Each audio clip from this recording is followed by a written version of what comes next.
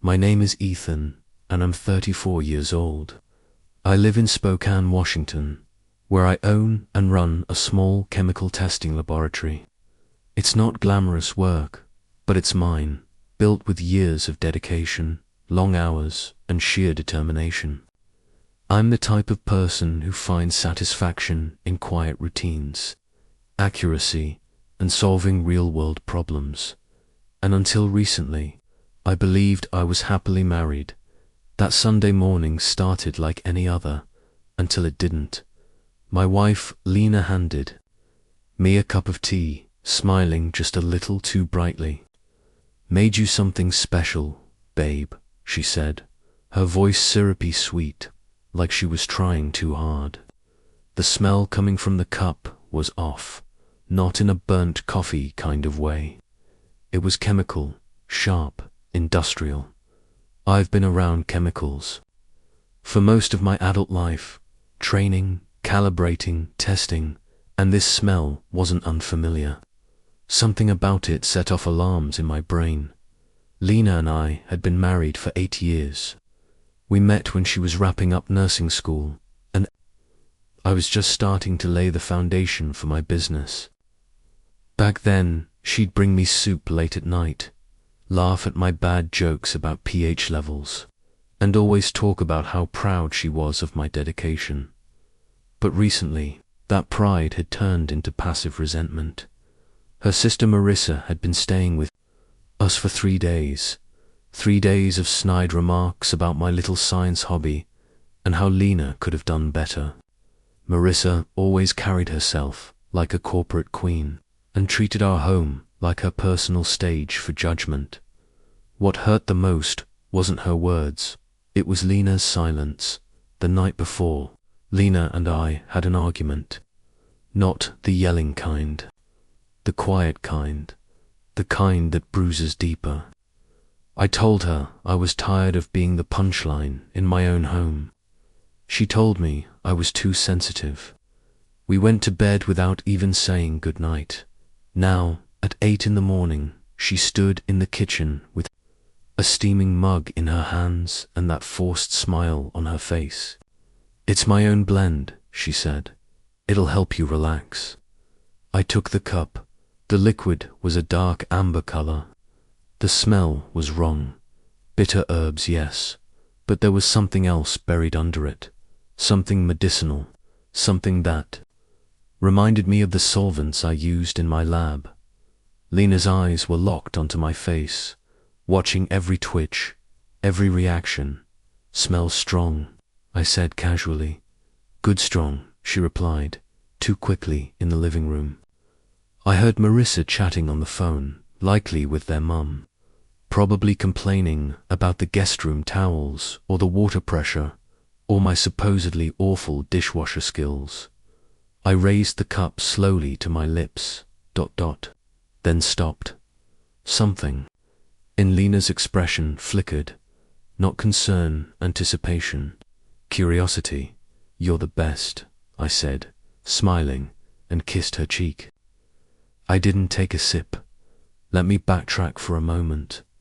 I built my lab from scratch. 5 years of community college chemistry while working construction during the day. Then 3 more years saving every spare dollar to lease a small facility in the industrial district. I bought second-hand equipment, taught myself how to use it, and slowly built a name. First, local contractors hired me for soil testing. Then the city approached me for water quality analysis. Before long, I was helping manufacturers with product safety and even working with local law enforcement on evidence testing. It wasn't glamorous, but it was honest. It was mine. Lena used to be proud of that. She told her nurse friends stories about how I'd caught a contamination in a daycare's water supply, or helped a local farmer prove a factory upstream was poisoning his land. But that pride started to erode right around the time Marissa moved back to town after her divorce. Marissa worked in pharmaceutical sales, designer clothes, leased BMW, always throwing around terms like real science and big labs. She made my independent lab sound like a backyard experiment. At first, Lena defended me, reminded Marissa that I built something real, but with each visit, the support faded. Then came the silence. 3 months ago, Lena suggested I consider taking a corporate lab job in Seattle. Better benefits, more prestige, she said. I told her I'd think about it, but I already knew the answer. Yesterday, just before our quiet argument, I overheard Lena on the phone with Marissa. They were talking about how stubborn I was, how I just wouldn't consider better options. Then Lena said something that stopped me cold. Maybe he just needs a little help to see things clearly. Marissa laughed. I know exactly what you mean. At the time, I thought they were talking about therapy, but now, holding that odd-smelling tea, I wasn't so sure. Marissa walked into the kitchen, phone in hand, eyes full of judgment. She picked up the cup beside mine. Finally, she muttered, "Something that doesn't smell like chemical soup." I saw Lena's face drain of color. "Marissa, wait," she started, but it was too late. Marissa took a long sip, paused, made a face, then shrugged. Weird aftertaste, but whatever. She took another sip. Lena looked at me. I looked back. Neither of us stopped Marissa. I lifted my own cup, the one that now smelled normal, chamomile, honey. Nothing more. This one, I asked. Lena opened her mouth, then closed it. I could see the gears turning. That was when it all clicked, to mugs. 2 different contents. One was meant for me. Marissa drank it instead. "I think I'll wait," I said. "Let it cool down." Marissa wandered back to her call. Lena nervously scrubbed clean dishes. I sat silently, watching both of them dot. Hour later, Marissa started feeling sick. At first, Marissa thought it was just indigestion. She clutched her stomach and groaned, blaming it on the terrible breakfast or cheap groceries. But within 30 minutes, her face had gone pale, and she was wincing in pain every few minutes. She accused Lena of using expired milk. Lena nervously suggested maybe it was something Marissa had eaten the night before, by noon. Marissa was vomiting and too weak to stand on her own. Her voice, once loud and mocking, was now panicked and miserable. Lena hovered around her, wringing her hands, acting like a nurse again. But something about her concern didn't sit right with me. It looked more like panic than compassion. I offered to drive Marissa to urgent care. Lena quickly objected. "It's probably just a 24-hour bug," she said.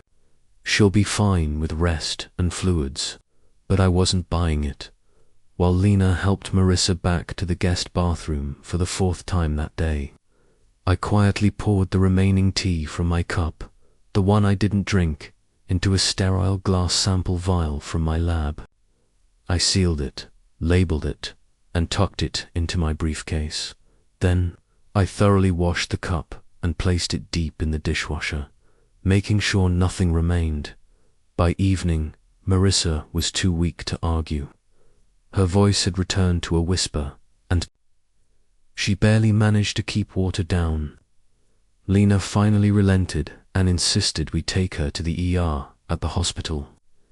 Doctors ran tests and confirmed there was no major infection or lasting damage, just signs of severe dehydration and gastrointestinal distress. Their best guess: food poisoning or a harsh reaction to something she'd ingested. Marissa spent the night in our guest room. Lena slept on the couch to stay near her. I slept in our bed, alone, with my briefcase locked shut beside me, and 100 thoughts racing through my mind. By Monday, I was back at my lab. I ran the tea sample through my GCMS, gas chromatography mass spectrometry. It was a long shot. Maybe it was some over-the-counter sleeping aid. Maybe Lena had added an herbal blend without realizing its potency. But the results were crystal clear. The tea contained chamomile, honey, and a concentrated extract of Cassia angustifolia, commonly known as senna leaf, a strong natural laxative. In small doses, senna causes mild bowel stimulation. In larger doses, like the one found in that cup, it induces violent stomach cramps, nausea, vomiting, diarrhea, and temporary incapacitation. This wasn't an accident. It was intentional. Someone, my wife, had deliberately tried to make me violently sick, not kill me, not cripple me, but incapacitate me, just enough to keep me out of work and maybe out of control. That night, I drove home early. Lena was in the kitchen, humming softly, preparing dinner like everything was normal. Marissa was sitting at the table, sipping Gatorade and describing her symptoms to someone on the phone in dramatic detail. "How are you feeling?" I asked Lena. She smiled, tight and artificial. "Better still, worried about Marissa though." "And how am I supposed to be feeling?" I asked, voice flat. She paused, spoon mid-air. "What do you mean?" I walked closer. "I mean, if I'd drunk that tea you made for me instead of Marissa, what would I be feeling right now?" The spoon clinked against the edge of the pot. She turned around, slowly. There was something new in her eyes. Not guilt, not panic, calculation. "I don't know what you're talking about," she said, calm and cold. "Senna leaf," I said softly. "High concentration. Enough to keep someone on the floor for 6 to 8 hours. Someone with a business, clients, schedules." She crossed her arms. "I don't even know what that is. It's what was in my tea. The one you watched me not drink. The one Marissa drank instead. You're being paranoid." "No," I said. "I'm being scientific. I tested the sample. I have the results. I know exactly what was in that cup." She blinked slowly. "You tested what sample?" "The one I didn't drink," I said. "You saw me not drink it." A long silence settled between us from the dining room. Marissa's voice rambled on, something about hospital bills and hydration. "Therapy. Lena turned back to the stove. "Even if that were true, which it isn't, why would I ever want to make you sick?" she asked. I didn't answer right away, because now, the theory I had started forming the night before was suddenly taking shape. This wasn't about me, not really. This was about the lab, the business, the thing I had built with my hands. Maybe she wanted access. Maybe she wanted to make me weak enough to go through my things, check my computer, review financials, and she'd have Marissa with her corporate contacts right there to help. That's when I realized I didn't just need the tea sample. I needed evidence of everything. The next morning, Ethan did something he had never done before. While Lena was busy taking care of Marissa, he walked into her home office, heart pounding. He didn't want to violate her privacy, but after what had happened, he couldn't ignore the feeling in his gut. In the bottom drawer of her desk, beneath expired warranties and old tax files, he found a folder labeled Ethan Lab Info. That label alone made him pause.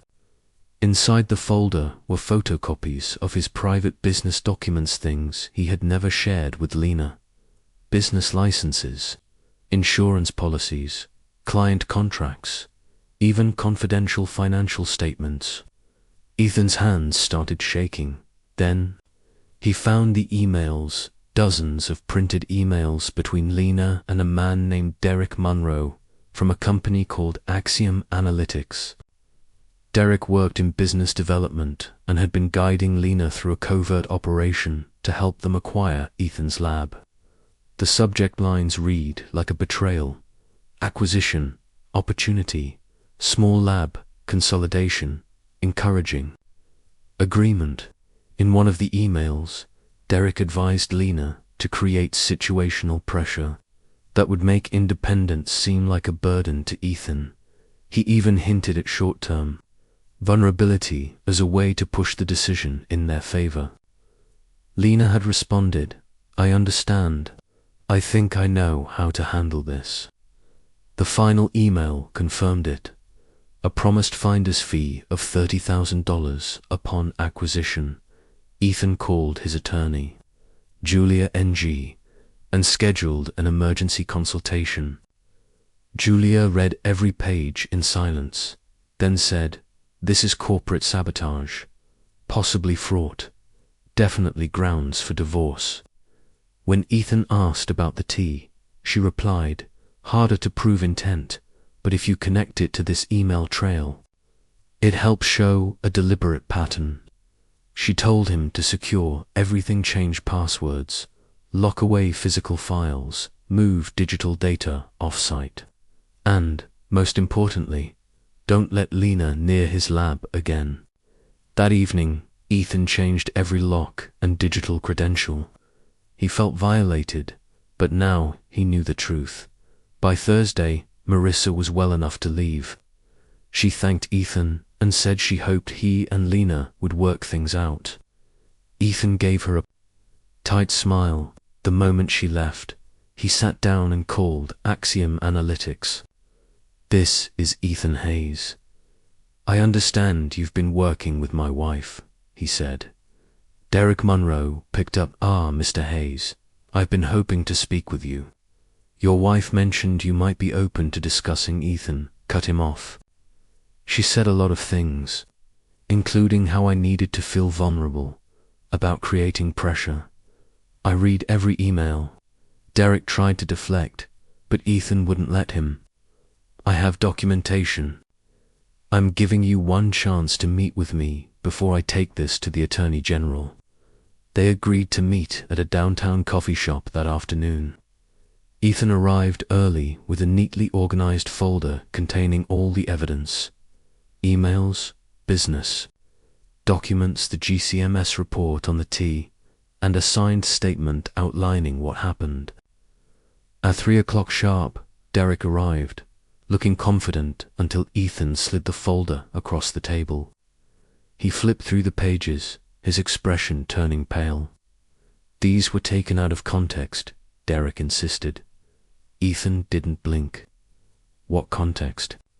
"Makes espionage legal." Derek finally gave in and asked what Ethan wanted. "You stay away from my business. No more communication with Lena. No more acquisition talk. And if I hear even a whisper about you targeting another lab owner, I'll blow the whistle so hard your company will be radioactive."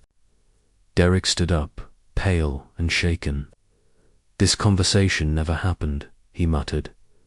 Ethan smiled slightly. "On the contrary, this conversation is why nothing else will." On Monday morning, Lena returned. She walked into the house as if nothing had changed, poured herself coffee, and sat at the same kitchen table where she had once offered Ethan a cup of poisoned tea. "We need to talk," she said calmly. Ethan didn't flinch. "I think we've talked enough." He placed a folder on the table in front of her, every printed email between her and Derek Monroe, evidence of her betrayal.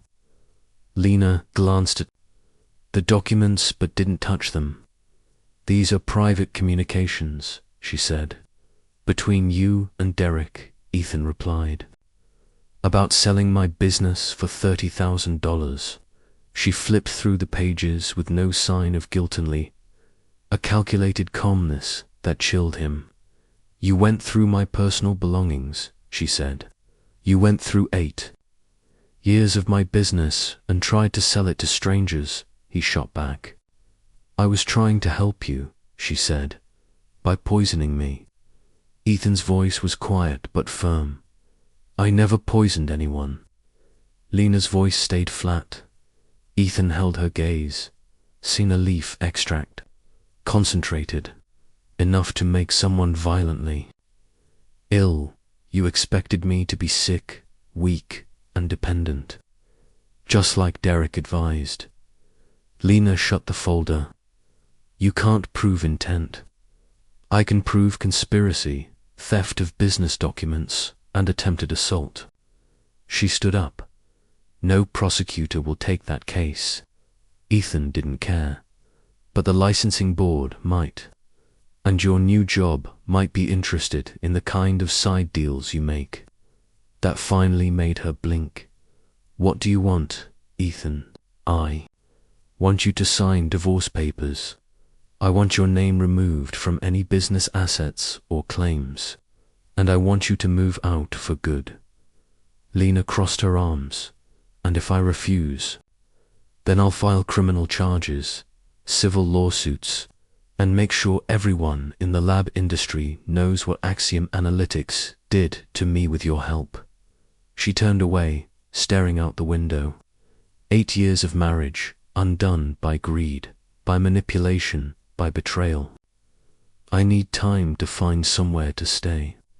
You have until Friday, Ethan said coldly. That's not enough. It was enough time to plan my destruction. It should be enough to plan your exit. By Thursday, Lena had moved out. She took her clothes, her books, and her car. She left everything else, including the overpriced coffee maker Marissa had once complained about. The following month, Ethan filed for divorce. Lena didn't contest. No alimony, no assets, no drawn-out drama, just silence. She wanted it to disappear quietly. Word got around that she had moved to Seattle, working in a large hospital with good benefits and people who didn't know her history. Ethan received a formal letter from Axiom Analytics that same week. Derek Monroe stated that the company would not pursue any acquisitions in Eastern Washington and included a $30,000 check, labeled as consultation refund due to services not rendered. Ethan cashed it and used the money to upgrade his mass spectrometer. 6 months later, Ethan's lab was thriving. Law enforcement agencies now trusted him with more complex cases. A regional pharmaceutical firm hired him to verify material purity. His client base grew. On a calm Sunday morning in March, Ethan sat at the kitchen table, alone, peaceful, safe, and in control. The same place where betrayal had once brewed in a steaming cup. Now there was only clarity and calm. He thought about trust, about how close he had come to drinking that tea, about how one moment of hesitation had saved him. But mostly, he thought about freedom, how the best revenge isn't anger or retaliation. Sometimes it's simply refusing to be a victim and living a life where no one gets to sabotage your peace again.